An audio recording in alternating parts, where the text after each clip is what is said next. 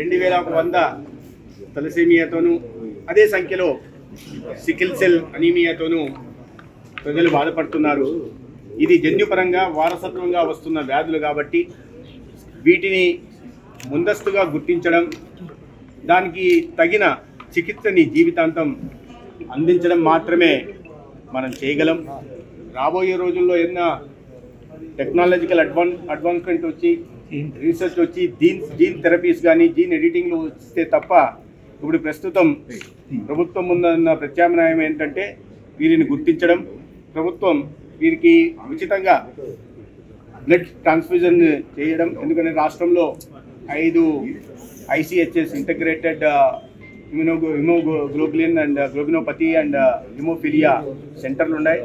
వాటిలో వీటిని గుర్తించడం, టెస్ట్ చేసిన తర్వాత పాజిటివ్ వస్తే ఆ ఫ్యాక్టర్ అస్సే కోసం CMC వేలూరు పంపడం లేదా బాంబేకి పంపడం చేస్తూ ఉన్నాం.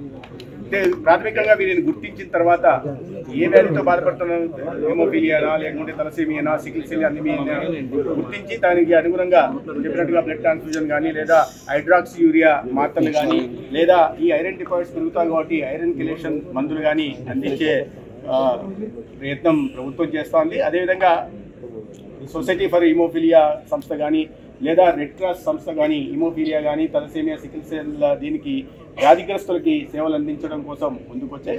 ఇతరత్ర కొన్ని నాన్ గవర్నమెంటల్ ఆర్గనైజేషన్ NGOs ఉన్నాయి, వాటి కూడా ఈ రంగంలో పనిచేస్తున్నాయి. వారందరికీ కూడా నేను ఈ సందర్భంగా వారు అందిస్తున్న నిర్మాణ సేవలకి ధన్యవాదాలు తెలియజేస్తున్నాను. ఈ దాదాపు హిమోఫిలియాకి సంబంధించి మన దేశం ప్రపంచంలోనే 2వ స్థానం ఉండగా మన రాష్ట్రంలో దాదాపు 1900 దాకా కేసులు ఉన్నాయి.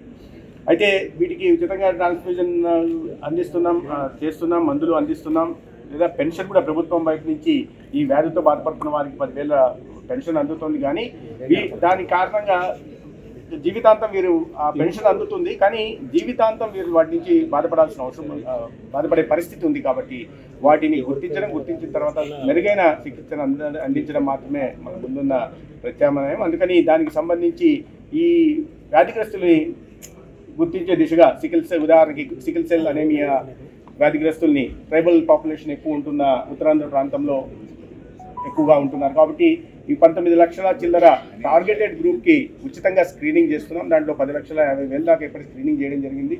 19,000కు పైగా ఈ ట్రైట్ అంటే క్యారియర్స్ బయటపడ్డారు. తర్వాత వాటిలో డిసీజ్తో బాధపడుతున్న వాళ్ళు 2,100 మంది దాకా ఉన్నారు. అయితే ప్రభుత్వం వైపు నుంచి కేంద్ర ప్రభుత్వ సహకారంతో ఈ జెనెటికల్ అదే ఉన్న వాళ్ళు, అదే జీన్స్ ఉన్న వాళ్ళు, ఒకే జీన్స్ ఉన్న వాళ్ళు పెళ్ళిళ్ళు చేసుకుంటే వాళ్ళ పిల్లలకు కూడా తదనంతర తరానికి కూడా సంక్రమించే ప్రమాదం ఉంది. కాబట్టి వాటికి ఏ జీన్లు వీళ్ళలో ఉన్నాయనే దాన్ని ఒక హెల్త్ కార్డుని తయారు చేయడం జరిగింది. దాన్ని మ్యాచ్ చేయడం వల్ల ఎవరు పెళ్లి చేసుకోవచ్చు, ఎవరు చేసుకోకూడదు, మేనరికం పెళ్లిళ్ళు చేసుకోవడానికి అవకాశం ఉంది లేదు అనే విషయాన్ని తెలుస్తుంది. దాని ద్వారా ఆ పెళ్లిళ్ళని నివారించడానికి అవకాశం ఉంది. ఆ అవగాహన కల్పించడం కోసం మా నోడల్ ఆఫీసర్ని ఇప్పుడు ఈ ఓరియంటేషన్ ప్రోగ్రాంలో పాల్గొంటున్న వివిధ విభాగాలకు సంబంధించిన డాక్టర్లకు కూడా ఈ సందర్భంగా దీని మీద చర్చ జరుగుతుంది. 2 రోజుల పాటు జరిగే ఈ ఓరియంటేషన్ ప్రోగ్రాము ఒక పాజిటివ్ అవుట్కమ్స్ ఇస్తుందని, ఎక్స్చేంజ్ ఆఫ్ ఐడియాస్, తద్వారా ఒక వ్యాధిగ్రస్తుల్ని ప్రాథమిక దశలోనే గుర్తించడం, వారికి మెరుగైన వైద్యాన్ని అందించే దిశగా ప్రయత్నాలు చేస్తారు. రాబోయే రోజుల్లో కూడా ఇవి కొత్త ఆవిష్కరణలకు దారితీసి ఒక జీన్ థెరపీ కూడా దారితీసే అవకాశం ఉంది. ఆ దిశగా కూడా రాష్ట్ర ప్రభుత్వం నుంచి ప్రయత్నాలు ఏమైనా చేయడానికి రాష్ట్ర ప్రభుత్వం ముందు. సార్, ప్రభుత్వ ఆసుపత్రుల్లో వీటికి సంబంధించి ఎంతవరకు వైద్య సేవలు అందుబాటులో ఉన్నాయి? చాలా ప్రభుత్వ ఆసుపత్రుల్లో బ్లడ్ ట్రాన్స్ఫ్యూజన్ అనేది చాలా ఉచితంగా చేస్తున్నాం. ప్రతి చోట హైడ్రాక్సీ యూరియా మందులు ఇవ్వడం, తర్వాత ఈ ఐరన్ కిలేషన్ మందులు కూడా ఇవ్వడం జరుగుతుంది. కొన్ని చోట్ల యాక్చువల్గా ఈ బ్లీడింగ్ తగ్గించడానికి ముందుగానే చాలా అతి ఖరీదైన వైల్స్ ఇవ్వాల్సి వస్తుంది. వాటిని కూడా ప్రభుత్వం అందుబాటులోకి తీసుకొస్తా ఉంది, అది కూడా అందిస్తూ ఉంది. ఇవన్నీ కాకుండా అందుకని ఈ ఓరియంటేషన్ ప్రోగ్రామ్ కూడా ఎక్కడన్నా ఏదైనా లోటుపాట్లు ఉన్నాయా, ఎక్కడన్నా కొరతలు ఉన్నాయా, వాటిని గుర్తించి మరింత సమగ్రంగా వీటి మీద ఆలోచించి మరింత మెరుగైన వైద్య సేవలు అందించడానికి అవకాశం ఉందా అనే విషయాన్ని చర్చించడం కోసం, తదనుగుణంగా చర్యలు తీసుకోవడం కోసమే ఇవాళ ఈ ఓరియంటేషన్ ప్రోగ్రామ్ చేపట్టింది.